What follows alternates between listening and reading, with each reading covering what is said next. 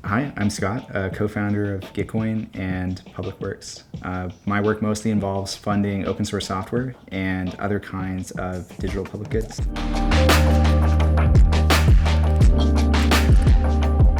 So the main thing that Gitcoin is known for is quadratic funding, which is a democratic mechanism for funding all kinds of public goods, including digital public goods.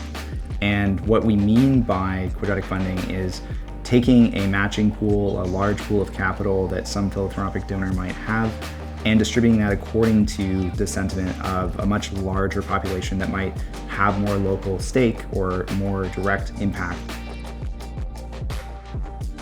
The goal is really to make sure that the people who actually have domain expertise, who have context, and who care about a certain domain are actually able to have an impact in what's being funded. And I think bringing public goods to the forefront has been a really important part of the mission for me in the space. The biggest realization came from trying the first quadratic funding round with Vitalik and others and realizing that actually the community really was willing to participate in funding, especially Ethereum public goods.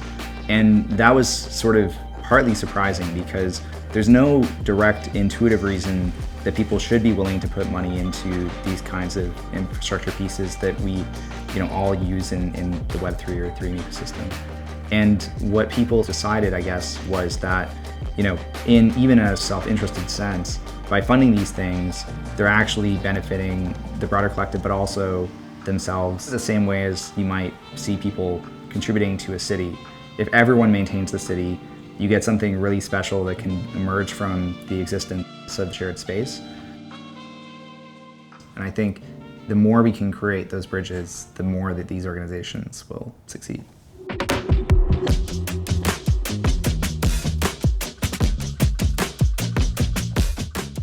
So far, it's been amazing to be back in Tokyo at all. The last time I was here was 2019, before the pandemic. And for me, the actual sort of community here has always been one that I've actually resonated with a lot. But I do think genuinely there's something about more collectivist culture that feels more sort of cohesive and more aligned. And I've noticed that a lot in even the way that the communities come together around Finding the Commons Tokyo.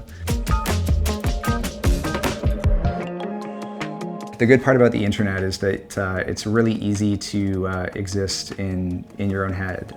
When you come back to physical reality, you have to contend with the lights and the camera and the world around you.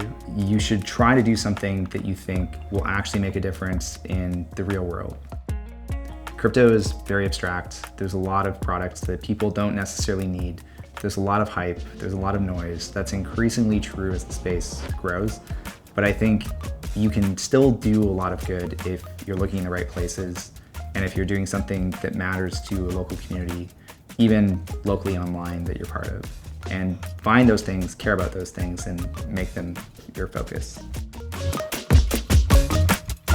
Everything in our world is built by people, and I think we often forget that. Even the internet, things that exist online, there's people behind that are making it work. When we're looking at a lot of these abstract concepts in Web3 or crypto or decentralized web landscape, plurality landscape, we're talking about things that seem much more complex than they are, but we're really just people trying to come to agreements about things that matter to us and make sure that those are sustained in some meaningful way.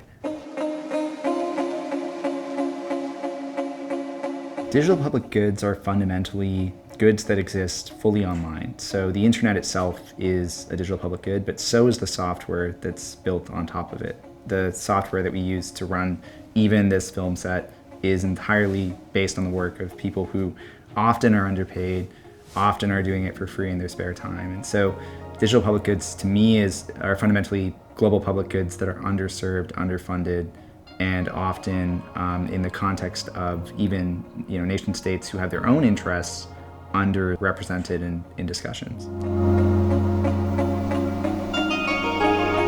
I think the best advice I can give someone who wants to be involved in Ethereum is don't be afraid to just try things and to get involved.